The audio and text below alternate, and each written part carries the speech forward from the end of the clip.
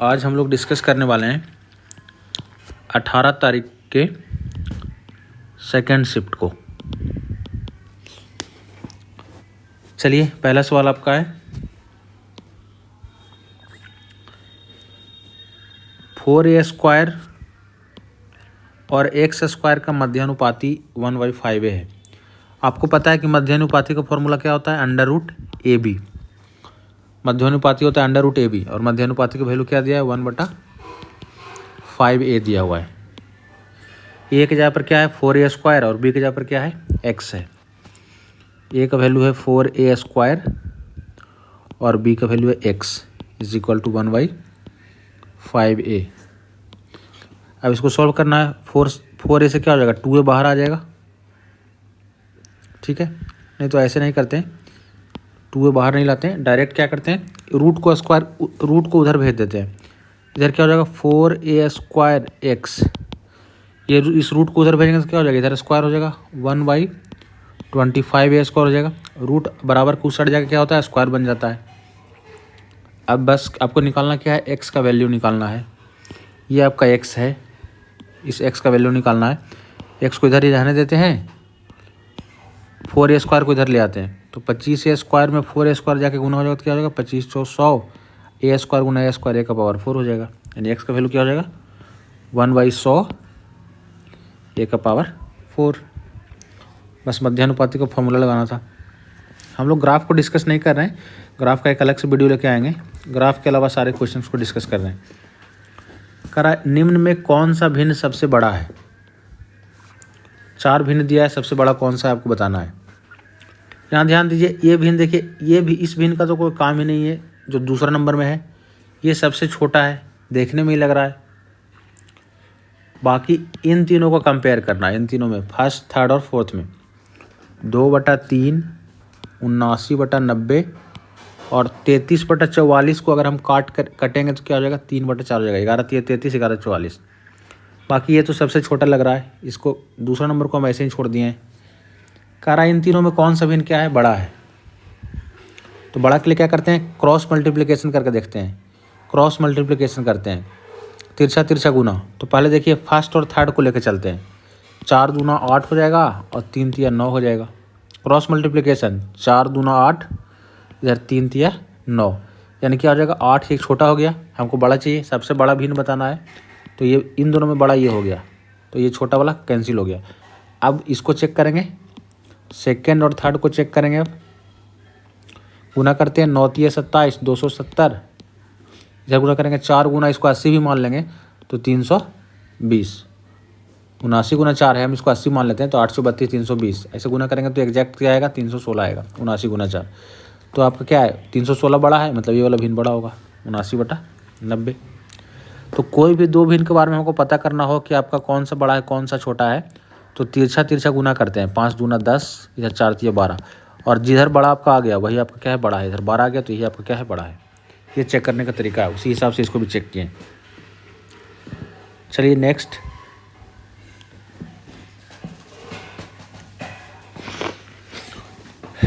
इसमें आपका है, इसको देखिए कुछ नहीं करना है, इसका वैल्यू आपसे पूछ रहा है। sin/1 + cos a + cot a का वैल्यू निकालना है आपको। बस इसको आप रेशनलाइजेशन कर दीजिए, आपका आंसर आ जाएगा। सिर्फ आपको परमेयीकरण करना है। इसको परमेयीकरण करते हैं।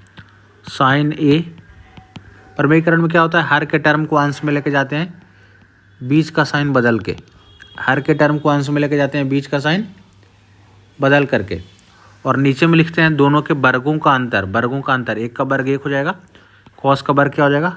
cos² हो जाएगा। वर्गों का अंतर, ये परमेयीकरण करने का तरीका है। हर के टर्म को अंश में लेके जाते हैं, बीच का साइन बदल करके। 1 + cos a तो था, तो अब उसको 1 - cos a करके लेके चल गए, साइन बदल दिए। नीचे में वर्गों का अंतर, 1 का वर्ग 1, cos का वर्ग cos², वर्गों का अंतर, परमेयीकरण हो गया आपका। फिर क्या है आपका? Plus cot a। अब देखिए आपको पता है 1 - cos² है, नीचे फॉर्मूला लग जाएगा। 1 - cos² को क्या बोलते हैं? sin² a बोलते हैं। ऊपर क्या है? sin a × 1 - cos a। अब एक साइन से एक साइन कट जाएगा, नीचे 2 साइन है, एक साइन कट जाएगा। इधर आपका कॉट ए है। अब देखिए क्या हो जाएगा, 1 माइनस कॉस ए बटा साइन ए हो गया। तो 1 बटा साइन ए अगर करेंगे अलग तो 1 बटा साइन ए को क्या बोल देंगे हम, कॉस ए के। अब कॉस बटा साइन करेंगे तो क्या हो जाएगा, कॉट ए हो जाएगा। ये प्लस कॉट ए बाद में है, ये दोनों कट हो जाएगा, कॉस ए का आंसर आ जाएगा। आप चाहें तो वैल्यू भी रख के बना सकते हैं, पर थोड़ा कॉम्प्लिकेटेड हो जाएगा। क्वेश्चन नंबर 5, सिद्धि अपने स्कूटर को इतना में बेचकर विक्रय मूल्य के 1/5 के बराबर लाभ अर्जित करती है। उसका लाभ परसेंट आपको बताना है। ठीक है, लाभ परसेंट आपको बताना है। देखिए, जब प्रतिशत में लाभ पूछे तो एग्जैक्ट डाटा का कोई ज़रूरत नहीं है, बिना इसके आप बना सकते हैं इसको। परसेंटेज में अगर पूछ रहा है तो क्या होगा, करा विक्रय मूल्य के 1/5 के बराबर लाभ है। यानी अगर सेलिंग प्राइस को हम यही 5 मान लें, सेलिंग प्राइस को 5 मान लें, तो आपका प्रॉफिट क्या हो जाएगा, विक्रय मूल्य का 1/5, यानी 5 का 1/5 करेंगे तो 1 आ जाएगा। अब देखिए, अगर किसी सामान को आप 5 रुपये में बेच रहे हैं तो 1 रुपया लाभ हो गया। 5 में बेचने पर 1 रुपया लाभ हो गया, मतलब सामान को आप 4 में ही खरीदे होंगे, यानी कॉस्ट प्राइस आपका 4 होगा।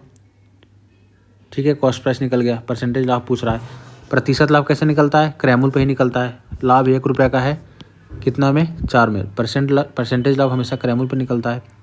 1 रुपये का लाभ 4 में, परसेंटेज के लिए 100 से गुना, कितना आ जाएगा, 25%। 4 से काट देंगे, 25%। एकदम देखिए इजी सवाल पूछ रहा है एकदम। ये एमटीएस का लेवल का सवाल है, लगभग सीजीएल जैसा लग ही नहीं रहा है। त्रिभुज पीक्यू आर में पीक्यू बराबर पी आर, एक त्रिभुज दिया है, उसमें आपका पीक्यू और पी आर बराबर दिया हुआ है। दो भुजा बराबर होता है, त्रिभुज कैसा होता है, समद्विबाहु हो जाता है। चलिए, त्रिभुज पीक्यू आर में पीक्यू बराबर पी आर, पीक्यू और पी आर दोनों क्या है, बराबर है, यानी समद्विबाहु त्रिभुज है ये, आइसोसेल्स। फिर कह रहा है पीटी जो है क्यू आर पर लंब है, पीटी जो है क्यू आर पे लंब है। आपको पता है समद्विबाहु त्रिभुज में लंब डालते हैं तो भुजा 2 बराबर भाग में बढ़ जाता है, भुजा बराबर भाग में बढ़ जाता है। मतलब पूरा भुजा अगर ये 20 होगा तो 10 और 10 हो जाएगा, पूरा 30 होगा तो 15-15 हो जाएगा, भुजा 2 बराबर भाग में बढ़ जाता है। चलिए, इसके बाद आपका क्या है, पी क्यू का मान 17 है, ये 17 दिया है तो ये भी 17 हो जाएगा, दोनों बराबर। पी टी का मान 15 है, पी टी देखिए ऊंचाई आपका 15 दिया हुआ है, तो ये कितना हो जाएगा, 8 हो जाएगा। कैसे, ये आपका क्या है, समकोण त्रिभुज है, आप ये लंब डाले हैं, मतलब ये क्या हो गया, समकोण त्रिभुज हो गया। समकोण त्रिभुज में एक भुजा 17 एक भुजा 15 है, तो तीसरा भुजा क्या हो जाएगा, 8 हो जाएगा। 8 15 17 का ट्रिपलेट होता है। नहीं तो आप चाहें तो अंडर रूट लंब स्क्वायर माइनस अंडर रूट कर्ण स्क्वायर माइनस लंब स्क्वायर करके निकाल भी सकते हैं आधार को। चलिए, 8 निकल गया। ये आपसे पूछ रहा है क्यू आर का माप पूछ रहा है, क्यू आर मतलब टोटल माप पूछ रहा है, टोटल क्या हो जाएगा, 16 हो जाएगा। क्योंकि ये 8 है तो ये भी 8 हो जाएगा।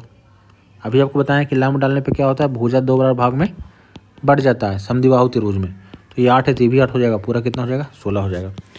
पूरा आपसे क्यू आर पूछ रहा है तो 16 हो जाएगा। ये सब सारा बेसिक सवाल पूछ रहा है, इसमें कुछ है नहीं खास। कहता है 2 क्रमिक छूट के बाद 150 अंकित मूल्य वाला एक खिलौना 105 में बेचा जाता है। 2 छूट के बाद 150, देखिए फिक्स प्राइस क्या है आपका, खिलौना का फिक्स प्राइस यानी अंकित मूल्य कितना, 150 है। पहला छूट के बाद क्या हो जाएगा, विक्रय मूल्य, फाइनल विक्रय मूल्य कितना है, 150 का सामान है, पहला छूट के बाद कुछ विक्रय मूल्य है, फाइनली इसको कितना में बेचा जा रहा है, दूसरा छूट के बाद 105 में। 2 छूट के बाद 105 में बेच रहे हैं। 2 छूट के बाद 105 का सामान पहला छूट पे बेचे होंगे, फाइनली आपका दूसरा छूट के बाद 105 में बेच दिए। 105 का सामान 2 छूट के बाद फाइनली कितना में बेच दिए, 105 में बेच दिए।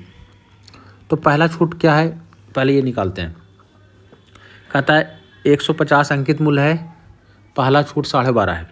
तो जब पहला छूट 12.5 है तो कितना में बेचा होगा, 12.5 का मतलब क्या होता है, 1/8। 12.5 का मतलब क्या होता है, 1/8। ठीक है, 12.5 का मतलब 1/8 है, तो यानी कि 150 का सामान 1/8 छूट पर बेचा, मतलब 7/8 में बेचा होगा। 1/8 छूट मतलब 7/8 में बेचा होगा। ठीक है, कह रहा है दूसरा छूट बताइए, दूसरा छूट बताइए। यानी पहला, देखिए अगर पहला बार इतना में बेच रहा है, दूसरा बार इतना में बेच रहा है, तो अब कितना का डिस्काउंट दे रहा है, दोनों को घटाना पड़ेगा। जैसे कि अगर ये 100 आता और ये 80 रहता तो कितना का छूट दे रहा है, 20 का छूट दे रहा है, कितना में, 100 में। फिलहाल यहाँ पे डाटा थोड़ा कॉम्प्लिकेटेड है, तो इसको क्या करेंगे, हम रेशियो में कन्वर्ट कर लेंगे। इन दोनों को रेशियो से निकाल लेते हैं। क्या हो जाएगा, 7 से काटेंगे 15 7 105 होता है, ये 15 से कट जाएगा, 15 दाएँ 110 हो जाएगा। इधर 10 हो गया, नीचे में 8 है, नीचे में 8 उधर चला जाएगा, ऊपर में 10, नीचे में जो 8 है इसको उधर लेकर चले जाते हैं, इधर कुछ नहीं तो 1 बचा हुआ है, 8 से गुना किए तो 10/8 आ गया। यानी कि 10 का सामान आपको 8 में दे दिया तो कितना छूट दिया, 10 को हम अगर 10 से गुना करें तो 100 हो जाएगा, ये 80 हो जाएगा। मतलब 100 का सामान 80 में दे दिया तो कितना छूट दे दिया, 20 छूट दिया। 100 पर जो भी छूट रहा था वही आपका क्या है, प्रतिशत छूट है। ठीक है, तो जहाँ डाटा थोड़ा कॉम्प्लिकेटेड होता है वहाँ पे रेशियो बना के निकाल दीजिए, ज़्यादा ईजी हो जाएगा। नेक्स्ट, हम ओनली ग्राफ के अलावा सारे क्वेश्चंस को सॉल्व कर रहे हैं। यहाँ देखिए tan 55/cot 55, अगर कोण जोड़ के 90 हो रहा है तो मान 1 हो जाएगा। 5 5 10, 5 3 8 1 9, कोण जोड़ के 90 हो रहा है, मान 1 हो जाएगा, कुछ करना ही नहीं है। अगर आप चाहें इसको सॉल्व करने के लिए तो क्या कर सकते हैं, ऊपर tan 55 है, नीचे cot 35 को हम तोड़ देंगे, cot 35 को हम क्या ब्रेक कर देंगे, cot 90 माइनस 55 में, cot 90 माइनस 55 को 35 ही बोलते हैं, cot 90 माइनस क्या बोलते हैं, tan थीटा बोलते हैं, ये भी tan 55, ये भी tan 55, कट के एक आ जाएगा। ये जनरल मेथड है, ये ट्रिक वाला है। ऊपर वाला कोण नीचे वाला कोण जोड़ के मान 90 हुआ, वैल्यू क्या हो जाएगा, 1 हो जाएगा, क्योंकि उसी तरह से क्वेश्चन सेट करके दिया हुआ रहता है। चलिए 10 नंबर, 19 का पावर 200 कहता है 20 से विभाजित किया जाए तो शेषफल क्या आएगा। सबसे पहले देखिए 19 में भाग देंगे, पावर को छोड़ दीजिए, अभी पावर को अभी छोड़ देते हैं। अगर 20 से 19 में भाग देंगे, भाग नहीं लगेगा, भाग नहीं लगने का मतलब क्या है, शेषफल 19 ही बच जाएगा। अगर सिर्फ 19 होता और 20 से भाग देते, भाग नहीं लगेगा तो शेषफल क्या आ जाता, 19 आ जाता। या इसी चीज़ को हम क्या बोल सकते हैं, 19 माइनस 20 -1 भी बोल सकते हैं। या तो हम 19 में 20 से भाग दे रहे हैं तो शेषफल 19 बच जाएगा, चाहे तो इसी को क्या बोल सकते हैं, 19 में से 20 घटाएंगे तो क्या हो जाएगा, -1 बोल सकते हैं। ठीक है, अगर 18 में हम 20 से 18 में अगर हम 21 23 से भाग दे रहे हैं तो भाग नहीं लगेगा, इसका मतलब क्या है, आपका रिमाइंडर क्या हो जाएगा, 18 हो जाएगा। नहीं तो इसी चीज़ को 18 माइनस 23 यानी -5 भी बोल सकते हैं। तो वही कॉन्सेप्ट यहाँ अप्लाई करना है, भाग देंगे 20 से 19 में तो नहीं लगेगा, इसको क्या बोल सकते हैं, -1 बोल सकते हैं। पावर में 200 है, 200 रहने देते हैं। अब देखिए -1 का पावर इवन नंबर रहेगा तो क्या हो जाएगा, +1 हो जाता है बटा 20। अब 20 में एक में 20 से भाग देंगे, भाग नहीं लगेगा, तो रिमाइंडर क्या हो जाएगा, 1 हो जाएगा। आपका रिमाइंडर क्या हो जाएगा, 1 हो जाएगा। ये देखिए त्रिभुज का क्षेत्रफल, समबाहु त्रिभुज का क्षेत्रफल पूछ रहा है। समबाहु त्रिभुज का क्षेत्रफल क्या होता है, √3/4 गुना भुजा स्क्वायर, भुजा 18, 18 का स्क्वायर 18 गुना 18, 2 दूना 4, 9 दूना 18, 9 दूना 18, 9 9 81 √3। फॉर्मूला लगाना है केवल। अभी तक तो लग नहीं रहा है कि सीजीएल का सवाल है, आपका सारा क्वेश्चन एकदम इजी है। नेक्स्ट आपका है, साधारण ब्याज पर विभिन्न बैंकों में निवेश के लिए 2 लाख को 2 भागों में बांटा गया है। तो आपके पास 2 लाख है, 2 भाग में उसको बांट दिए, एक पर 4% ब्याज, दूसरे पर 6% ब्याज मिलता है और संपूर्ण राशि पर 4.7% मिलता है। देखिए इसको एलिगेशन से बनाना सबसे ईजी है, एक पे 4% ब्याज मिल रहा है, एक पे 6% मिल रहा है और ओवरऑल ब्याज को हम यहाँ रखते हैं। ओवरऑल ब्याज कितना मिल रहा है, 4.7। अब 4.7 में 4 घटाएंगे तो क्या आ जाएगा, 0.7 आ जाएगा। 6 में 4.7 घटाएंगे तो क्या आएगा, 1.3 आ जाएगा। रेशियो निकाल लेंगे, पॉइंट से पॉइंट हट जाएगा। 13:7 का रेशियो है। टोटल राशि कितना था, 2 लाख। टोटल राशि कितना था मेरा, 2 लाख था। यहाँ पे टोटल कितना हो गया, 13 7 20, यानी 20 का वैल्यू कितना हो गया, 20 का वैल्यू आपका कितना हो गया, 2 लाख। 20 का वैल्यू 2 लाख आपका आ गया। आपसे पूछ रहा है क्या, प्रत्येक बैंक में निवेश की गई राशि, तो एक में 13 निवेश किए थे, एक में 7 निवेश किए थे। 20 का वैल्यू आपका 2 लाख है, तो एक का वैल्यू कितना हो जाएगा, 20 से 20 कट जाएगा, 10,000 आ जाएगा। एक का वैल्यू 10,000, 13 का वैल्यू कितना हो जाएगा, 1,30,000। 7 का वैल्यू कितना हो जाएगा, 10,000 गुना 7, 70,000। ठीक है, नेक्स्ट कह रहा है कि निम्नलिखित को सरल कीजिए। यहाँ देखिए ये क्या है, ऊपर में AQ माइनस BQ जैसा लिखा हुआ है। तो AQ माइनस BQ का फॉर्मूला क्या होता है, A minus B into A square plus AB plus B square. ये गुणनखंड वाला फॉर्मूला है, यहीं पे लगा देते हैं। A minus B into A square plus AB plus B square. और नीचे में क्या लिखा हुआ है, A square AB plus B square. A square plus AB plus B square, ये कट जाएगा, खाली A माइनस B बच जाएगा। ए की जगह पर कितना है 7.3 है, बी की जगह पर कितना है 4.7 है, घटा लेंगे 13 में 7 गया 6, 6 में से 4 गया तो 2, 2.6। बस फॉर्मूला लगाना है। नेक्स्ट आपका है किसी वृत्त में चाप P A Q R B S सर्वांगसम है। दो चाप है सर्वांगसम है, तो पी क्यू आर एस का रेशो पूछ रहा है। देखिए चाप पी ए क्यू, या इसको चाप पी क्यू बोलिए, चाप पी क्यू चाप आर एस सर्वांगसम है। ठीक है, पी ए क्यू लिखा हुआ है तो आप इसको पी क्यू ही बोल सकते हैं। चाप पी क्यू और चाप आपका आर एस सर्वांगसम है, तो पी क्यू और आर एस का अनुपात पूछ रहा है। आपको पता है कि अगर कोई दो त्रिभुज के बारे में बोले कि ये दो त्रिभुज सर्वांगसम है, मतलब संगत भुजा क्या होगा, बराबर होगा। मतलब एक भुजा अगर 8 है तो इसका संगत भुजा 8 हो जाएगा। अगर ये 10 है तो ये भी क्या हो जाएगा 10 हो जाएगा। अगर ये 20 है तो ये भी क्या हो जाएगा 20 हो जाएगा। वैसे ही आपका चाप में भी होता है। अगर चाप सर्वांगसम है मतलब दोनों चाप का लंबाई एग्जैक्टली बराबर होना चाहिए। मतलब एक अगर 10 है तो दूसरा भी 10 हो जाएगा, एक अगर 20 है दूसरा भी 20 हो जाएगा। आपसे पूछ रहा है क्या, उसका अनुपात पूछ रहा है, तो अनुपात निकालेंगे तो क्या आ जाएगा, काट के 1:1 ही आ जाएगा। दोनों बराबर ही होगा, बराबर होगा तो जो भी वैल्यू अगर एक x होगा दूसरा भी x हो जाएगा, अनुपात क्या हो जाएगा 1:1 आ जाएगा। तो दो चाप अगर सर्वांगसम है यानी दोनों बराबर है, अगर दोनों बराबर है तो रेशो क्या हो जाएगा, काट के 1:1 ही आ जाएगा। चलिए नेक्स्ट 15, tan का मान दिया हुआ है। tan का वैल्यू आपको क्या दिया हुआ है 8/15। tan होता क्या है p/b होता है। यहाँ से h कितना आ जाएगा 17 आ जाएगा। 8, 15, 17 का ट्रिपलेट होता है। 8, 15, 17 का ट्रिपलेट होता है आपका, निकालने की ज़रूरत भी नहीं है। चलिए पूछ रहा है क्या, √1 - साइन। दोनों रूट को हम एक ही साथ लिख देते हैं, 1 - साइन। दोनों रूट को हम ऐसे लिख सकते हैं, एक ही पे रूट कर दिए, कोई फ़र्क नहीं पड़ता, दोनों का मतलब एक ही है। साइन का वैल्यू क्या हो जाएगा p/h होता है। p का मान 8 है, h का मान 17 है, 8/17 हो जाएगा। नीचे में क्या हो जाएगा 1 + 8/17 हो जाएगा। ऊपर सोल्व करेंगे 17 - 8 9/17। नीचे सोल्व करेंगे 17 + 8 25/17। 17 17 कट जाएगा, 9/25 यानी 3/5 आ जाएगा आंसर। बस वैल्यू रख देना है, कितना इजी है। चलिए नेक्स्ट सवाल आपका है, पाइप ए और बी एक टैंक को 6 और 8 घंटा में भर सकता है। पाइप ए और बी एक टैंक को 6 और 8 घंटा में भर सकता है। इसका एलसीएम कितना हो जाएगा 24। ये टाइम दिया, एफिशिएंसी निकल जाएगा 6 × 24 8 × 24। फिर कहता है दोनों पाइप को 3 घंटे के लिए खोला जाता है। पाइप ए को खोलेंगे तो 1 घंटा में 4 भाग भरेगा और बी 1 घंटा में 3 भाग भरेगा, तो 4 × 3 = 7, 1 घंटा में 7 भर जाएगा। 3 घंटा खोल दिए हैं तो 7 × 21 भाग भर जाएगा। तो 3 घंटा में 21 भाग भर गया, 24 में 21 भर गया, कितना बाकी रह गया 3 भाग। फिर कहता है पाइप ए को बंद कर दिए। पाइप ए गया, पाइप ए को बंद कर दिया, पाइप ए को बंद कर दिए। पाइप बी टैंक को भरना जारी रखता है।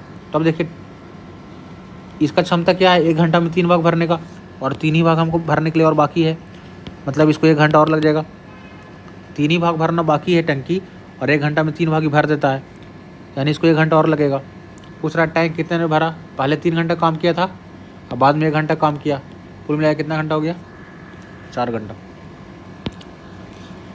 नेक्स्ट आपका है 51 kg वजन वाले एक छात्र के स्थान पर नया छात्र आता है। 51 kg का एक छात्र था, उसके स्थान पे नया आ गया, मतलब 51 वाला चला गया, उसके स्थान पे एक नया आ गया। तो उससे क्या हुआ कि 10 छात्रों का औसत वजन आधा kg बढ़ जाता है। 10 छात्र का औसत वजन आधा kg बढ़ गया। आधा kg बढ़ने का मतलब क्या है, 10 छात्र का औसत आधा kg बढ़ा है, मतलब टोटल कितना वजन बढ़ गया होगा 5 kg बढ़ गया होगा। 10 छात्रों का औसत बढ़ा आधा kg, तो कुल कितना बढ़ा होगा 10 × आधा, 5 kg टोटल बढ़ गया होगा। तो नए छात्र का वजन क्या है 51 kg वाला जब गया और उसके जगह पर दूसरा आया तो 5 kg बढ़ गया, मतलब दूसरा क्या होगा 51 से 5 किलो ज़्यादा भारी होगा।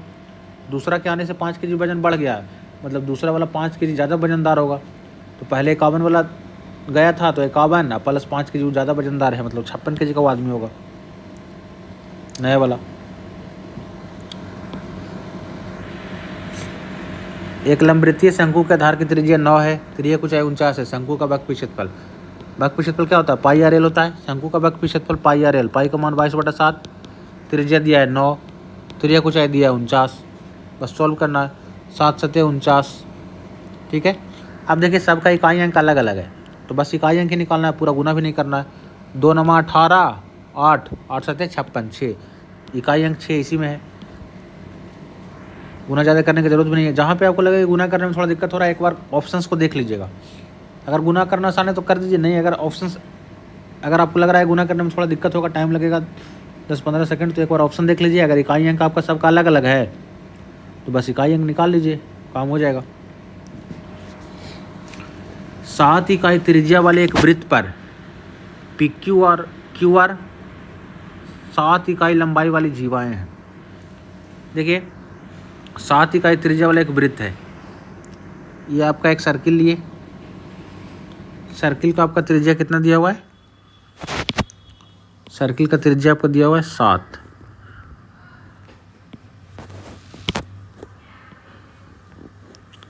ठीक है, कहता है PQ और PR 7 इकाई लंबाई वाली जीवाएं हैं। PQ और PR 7 इकाई त्रिज्या वाला वृत्त है,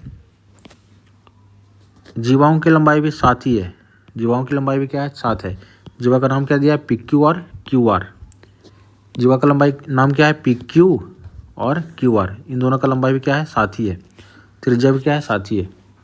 चलिए कहता है जीवा PR की लंबाई बताइए, PR का लंबाई आपसे पूछ रहा है। यहाँ देखिए PR कौन सा है आपका, PR आपका है ये वाला, इस PR का लंबाई आपसे पूछ रहा है। सबसे पहले ध्यान दीजिए आपका ये चूँकि सर्कल में दोनों रेडियस है 7 और 7 और ये जीवा का लंबाई भी 7 है, यानी ये समबाहु त्रिभुज हो गया। तो अगर त्रिभुज समबाहु है तो केंद्र पे जो कोण बनेगा वो कितना डिग्री हो जाएगा 60 डिग्री। चूँकि समबाहु त्रिभुज में सारा कोण ही 60 होता है, ये भी 60 हो जाएगा, ये भी 60 हो जाएगा, सारा 60 हो जाएगा। अब परिधि पर का कोण कितना होगा 30 हो जाएगा, क्योंकि परिधि पर का कोण जो होता है वो केंद्र पर के कोण से आधा होता है। चलिए निकल गया। अब देखिए आप एक कॉस का फॉर्मूला पढ़े होंगे, देखिए आपका इस त्रिभुज में PQR त्रिभुज में PQR में इस त्रिभुज में एक भुजा 7, दूसरा भुजा भी 7, तीसरा भुजा आपको निकालना है, बीच का कोण दिया है 30। आप एक पढ़े होंगे cos theta is equal to, देखिए कोई भी त्रिभुज है आपका, हम अभी बताए थे अगर नहीं भी पढ़े हैं तो, कोई त्रिभुज में ये आपका A B और C है, त्रिभुज का तीनों भुजा पता है A B और C, और बीच का कोण हमको दिया हुआ है थीटा। हमको कॉस थीटा का वैल्यू निकालना है, तो क्या होता है अगल का स्क्वायर प्लस बगल स्क्वायर, मतलब इस थीटा के अगल बगल में जो भी है इसको बोलते हैं अगल का स्क्वायर प्लस बगल का स्क्वायर। अगल जो भी अगल बगल में है अगल स्क्वायर बगल स्क्वायर कर देना है, ठीक है। अब माइनस सामने का स्क्वायर, इसके सामने कौन सा है C है, माइनस सामने का स्क्वायर, अब बटा 2 इंटू अगल इंटू बगल, 2 इंटू अगल इंटू बगल, ठीक है। कहने का मतलब ये है कि इसके अगल बगल में कौन है A और B है, इसके अगल बगल में A और B है, तो अगल स्क्वायर प्लस बगल स्क्वायर। अब माइनस सामने का स्क्वायर, सामने में C है तो सामने का स्क्वायर, थीटा के सामने में C है तो सामने का स्क्वायर, बटा 2 इंटू अगल बगल, अगल में A बगल में B, अगल बगल में AB है, अगल बगल में कौन है AB है तो 2 इंटू AB। ये इसका तरीका है। अगर मान लेते हैं कि हमको इस कोण के बारे में पूछता है, इस कोण को हम मान लेते हैं θ1, हम अगर बोलते हैं कि cos θ1 का वैल्यू बताइए, तो इसके इस θ1 के अगल बगल में कौन है, इसके अगल बगल में A और C है, मतलब अगल का स्क्वायर प्लस बगल का स्क्वायर, इस θ1 के अगल बगल में A और C है, ठीक है। इस θ1 के अगल बगल में A और C है, तो अगल स्क्वायर प्लस बगल स्क्वायर, अब माइनस इस θ1 के सामने में B है, माइनस सामने का स्क्वायर, अब बटा 2 इंटू अगल इंटू बगल, A और C अगल बगल में है तो AC, ठीक है। ये तरीका है। चलिए अब यहाँ पे देखिए इसमें भी वही चीज़ दिया है, इस PR निकालना है, PR को हम X मान लेते हैं। अगर cos थीटा का कॉन्सेप्ट लगाएंगे तो थीटा की जगह पर तो 30 है, तो cos 30 बराबर क्या हो जाएगा अगल स्क्वायर प्लस बगल स्क्वायर, इस 30 के अगल बगल में 1 और 7 है, अगल स्क्वायर प्लस बगल स्क्वायर माइनस सामने का स्क्वायर, सामने में भी 7 ही है, ये सामने में क्या है 7 ही है, माइनस सामने का स्क्वायर बटा 2 इंटू अगल बगल, अगल में x बगल में 7, अगल बगल में 1 और 7 है। अब देखिए cos 30 का मान आपको पता है √3/2 होता है, ये 7 स्क्वायर कट जाएगा, x स्क्वायर बटा क्या हो जाएगा 2 इंटू एक्स इंटू 7, 2 से 2 भी कट जाएगा, x से एक x भी कट जाएगा, ऊपर में x बच जाएगा, 7 इधर जाके गुना हो जाएगा इससे, 7√3, x का मान क्या हो जाएगा 7√3, अब देखिए 7√3, इसको अगर सॉल्व करेंगे तो यही चीज़ आएगा। √3 से किसको काटेंगे तो क्या आ जाएगा, 7√3 आ जाएगा। ठीक है, ऑप्शन नंबर 4। चलिए नेक्स्ट,